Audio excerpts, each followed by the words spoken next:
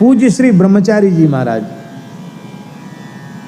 ऐसे वक्ता आज वर्तमान समय में अत्यंत दुर्लभ हैं, अभी मिल रहे हैं। अब स्थिति ये आ गई कि अब वक्ता के चयन के लिए वक्ता का ब्राह्मण होना भी आवश्यक नहीं है।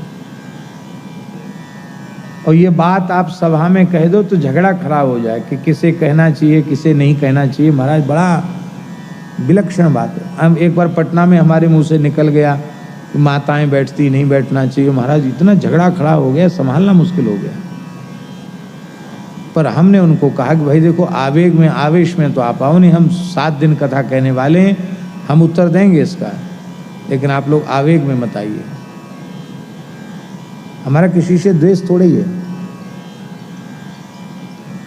पर देखो, शास्त्र की मर्यादा का हम लोग पालन करेंगे तो ही हमारा कल्याण होगा, हमको लाभ होगा, नहीं तो लाभ नहीं होगा।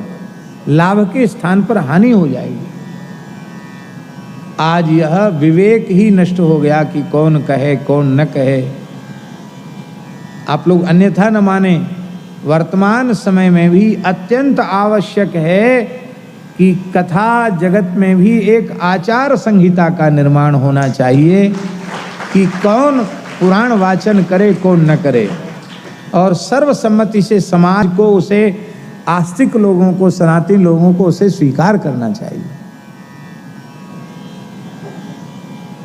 श्री वृंदावन बिहारी लाल की जय।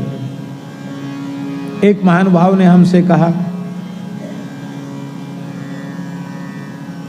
बोले ये विरक्तो वैष्णवो विप्रः वेद शास्त्र विशुद्धिकृत दृष्टांत कुशलो धीरः वक्ता कार्योति निष्प्रिया, जो श्लोक है ना, तो बोले इसमें पाठांतर है। उनकी कहाँ पाठांतर?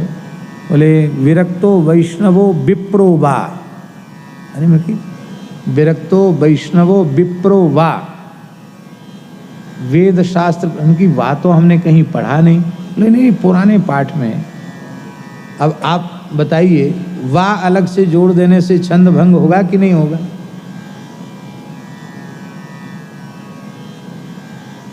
क्या आवश्यकता पड़ेगी बा घुसेड़ने की? बोले आवश्यकता ये पड़ गई कि ब्राह्मण नहीं वैष्णव हो तो कोई भी भगवान की कथा कह सकता है। देखो बहुत ध्यान से सुने, हम इसका निषेध नहीं कर रहे हैं।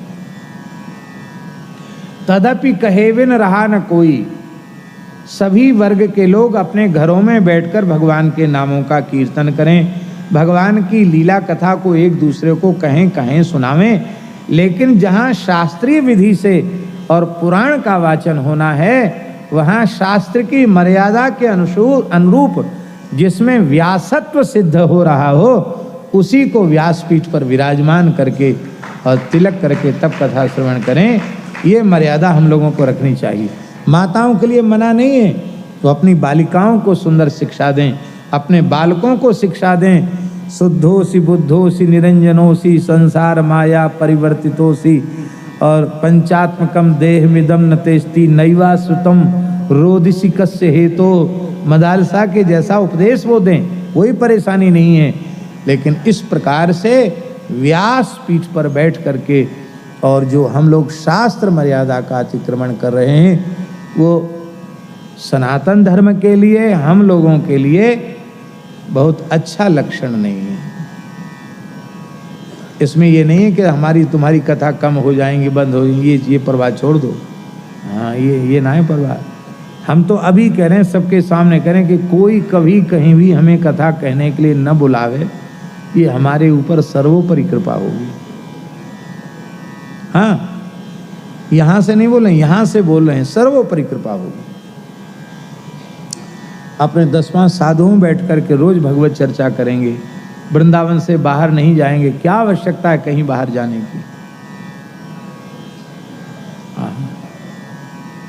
इसलिए शास्त्र की मर्यादा का अपमान नहीं करना चाहिए। माई मेरे श्याम